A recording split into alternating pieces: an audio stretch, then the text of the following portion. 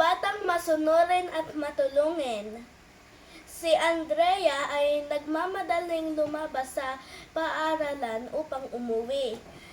Paggagalitan siya ng kanyang ina kapag mahuli siya sa pag-uwi.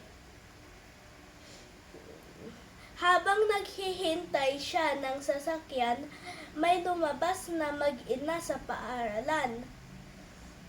Sa unang tingin pa lang niya, kitang-kita na masama ang pakiramdam ng bata.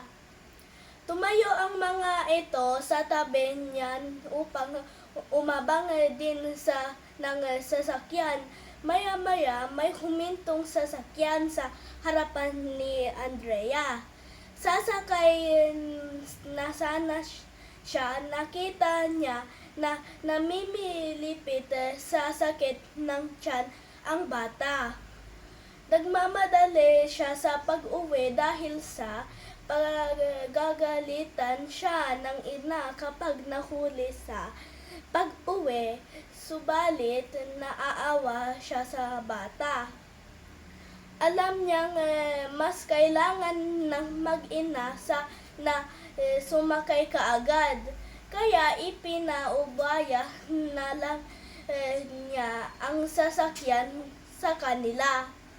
Nagpapasalamat ang ina ng bata.